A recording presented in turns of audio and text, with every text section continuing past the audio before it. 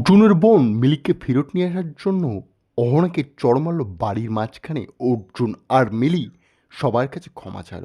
বন্ধুরা, চলন্ত পর্বে আমরা দেখতে চলেছি যখন অহনা খুব অদ্ভুতভাবে যখন প্রথমবার তার ননদের নাম শুনে সে চিনতে পারে না, তখনই পাড়ার প্রতিবেশী বলে আমি তার সুচিন্তক এবং তার উপরে বিশাল অত্যাচার হচ্ছে, তাই আমি তোমাদেরকে ফোন করেছি।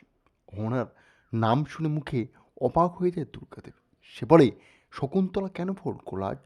তখনই পাশ থেকে বাড়ির বড় বৌমা এসে বলে ফোনটা আমাকে দাও, আমি বুঝে নিচ্ছি। বড় মামা বলে হ্যাঁ আমি বলছি, ওর বাপের বাড়ি থেকে। বলো মিলির কি খবর, কি বলতে চাইছেন আপনারা? তখনই সে ব্যক্তিটি বলে আপনাদের মিলিকে রাকেশ তার পরিবারের লোকজন সবাই অত্যাচার করছে। রাকেশ তো পরলোক গমন করেছে, তাই আর পরিবারের লোকজন তাকে ছেড়ে কথা বলছে না, বারবার যন্ত্রণা কষ্ট দিচ্ছে। আপনারা এই সময় ওকে নিয়ে যান, নাহলে রাকেশের সাথে সাথে আপনাদের বাড়ির মেয়েরও পরলোক গমন করা নিশ্চিত। সেই কথাটি শুনে ভয় পেয়ে যায় সঙ্গে সঙ্গে বড় বৌদি। সে হকচকিয়ে উঠে এবং কলটা কেটে দিয়ে বলে আমি আপনার সাথে পরে কথা বলছি। তখনই বড় বৌদি কল কাটা দেখে প্রতিবেশী খুব অবাক হয়েছে। আর এদিকে অহনা বলে কি হলোটা কি? তখনই বড় বৌদি গিয়ে বোঝানোর চেষ্টা করে দুর্গাকে বারবার যে আপনি প্লিজ এমন করেন না, ওর কাছে ফেরত চলুন। মিলিকা আর ফেরত পাবো না, নাহলে আমরা ওর জীবনে রাকেশের সবাই তার সাথে ঝগড়া সৃষ্টি করছে এবং তাকে বারবার কষ্ট দিচ্ছে। রাকেশ তো অলরেডি পরলোক গমন করেছে এবং মেন্টালি ট্রমার কারণে বারবার সে নিজেকে শেষ করার সিদ্ধান্ত নিচ্ছে। তাই আমাদেরকে এই মুহূর্তে যাওয়াটা খুব উচিত। কিন্তু দুর্গাদেবী কোনো কথাই শোনে না। বড় বৌদি তার কাছে রিকোয়েস্ট করে বারংবার বলে মা এমন করো না প্লিজ, মিলিকে খুব ভালোবাসি আমরা, তাকে ফেরত নিয়ে আসি। সে বলে এ বাড়ি থেকে কেউ কেউ পাও তুলবে না, আর যদিও বা তোলে আমার সাথে তার কোনো সম্পর্ক থাকবে না। একটি একটি করে প্রত্যেকটি ব্যক্তি ক্রমশ মিলির দিকে ভারী হয় এবং অহনা পরে আমি যাব, তাকে ফেরত নিয়ে আসবো, আমি বাড়ির ছোট বৌমা, আমি এই কাজটি করব। সঙ্গে সঙ্গে টুকুনের বউ মিতা বলে আমিও যেতে রাজি। কি আর আছে জীবনে, একটি মেয়ে যখন বিপদে পড়েছে আমি একটি মেয়ে হয়ে সেটা মানতে পারি না। চোখে চোখ দেখিয়ে তার দিকে আমি তাকাবো কী করে? যদি তার কোনো ক্ষতি হয়ে যায় তাহলে আমার সারা জীবন আফসোস থাকবে, আর সেই আফসোসের দায়ভার আমি সারাটি জীবন বয়ে বেড়াতে পারবো না। তখন অহনা তার শাশুড়ি মাকে বারবার বোঝানোর চেষ্টা করে, কিন্তু সে যে অটুট, ভাঙতে চায় না। তার জীবনেও অনেক ঘটনা ঘটেছে মিলিকে নিয়ে, সে সেটি সবাইকে খুলেও বলে। আমি বারবার তাকে বুঝিয়েছিলাম এই পদক্ষেপটা না দিতে, কিন্তু সে কি শুনেছিল সেই সময় আমার কথা? সে যখন আমার কথা শুনেনি সেই সময়, তাহলে আমি বা কেন এই সব কিছুর দাম দেব? তখনই বাড়ির ছোট বৌমা বুঝিয়ে বোঝায় সবাইকে যে এমন করাটা ঠিক নয়। এখন আমাদেরকে রাগ ক্রোধ সব ত্যাগ করতে হবে মেয়েটার জীবনের জন্য। আমাদেরকে সবাই গিয়ে তাকে হামলে পড়ে ভালোবাসা দিয়ে ফেরত নিয়ে আসতে হবে।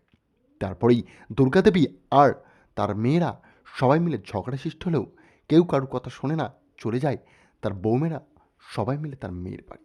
এদিকে রাকেশের দেহান্ত হয়ে যাওয়ার কারণে সবাই কান্নাকাটি করছে।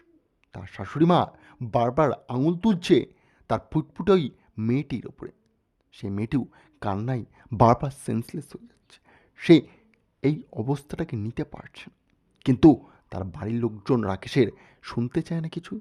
সবসময় বলে এই বাজা মেয়েটি আমাদেরকে খেয়ে ফেলেছে, সে তো কোনোদিন সন্তান দিয়ে আমাদের বাড়িটাকে ফুটে উঠতে পারেনি, আর সে আমাদের কাউকে আনন্দ দিতে পারেনি, রাকেশকে খেয়ে ফেলেছে।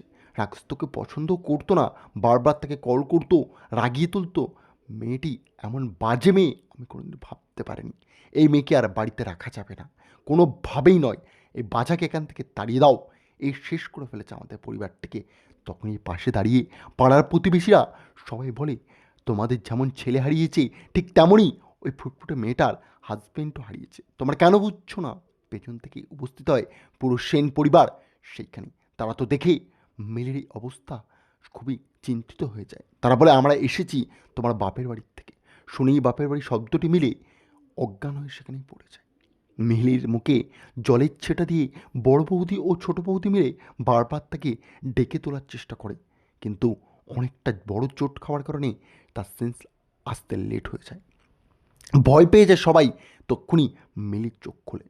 আর বড় বৌদি বলে, কিচ্ছু হবে না, আমরা আছি তো, তোমার বাপের বাড়ি এখনো মরে যায়নি। তারা সবাই ফেরত চলে এসছে।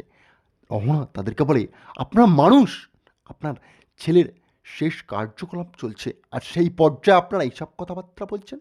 তখনই রাকেশের মা বলে, তোমাকে আমাকে শেখাতে হবে না, আমি তোমার থেকে বয়সে অনেক বড়, তাই আমার জ্ঞান মান সব আছে, সঠিক সময় কী করতে হয় আমি সেটা ভালোভাবে জানি। তখনই টুকুনদা বলে, চুপ করুন না আপনারা, কেন এই সময় আপনারা ঝগড়া সৃষ্টি করছেন? এটা কি সঠিক সময় আপনাদের জন্য এই সব করার? তখনই মিলি বলে, মা আমি তোমার পায়ে ধরছি, আমাকে এক কোণে থাকার জায়গা দেবে। আমি রাকেশের এই মায়া নিয়ে সারাটি জীবন থাকতে চাই বাড়িতে, আমার আর ভালো লাগছে না, আপনারা কেন এমন করছেন আমার সাথে? কিন্তু সে যে সোনার মেয়ে নয়, তার শাশুড়ি এক ধাক্কা দিয়ে ফেলে দেয় তার বৌমাকে। মিলি ছিটকে গিয়ে পড়লেই তার মাথায় চোট লাগে। সেই চোট নিয়ে সে কাঁদতে কাঁদতে সেই বাড়িতে থাকা জেদ ধরে থাকে। কিন্তু অহনা বলে, না, তোমাকে আর এ বাড়িতে থাকতে হবে না, তুই আমার সাথে চলো। তারপরে অহনা বাড়িতে ফেরত নিয়ে চলে যায় মিলিকে তার মায়ের সামনে। আর মিলিকে দেখে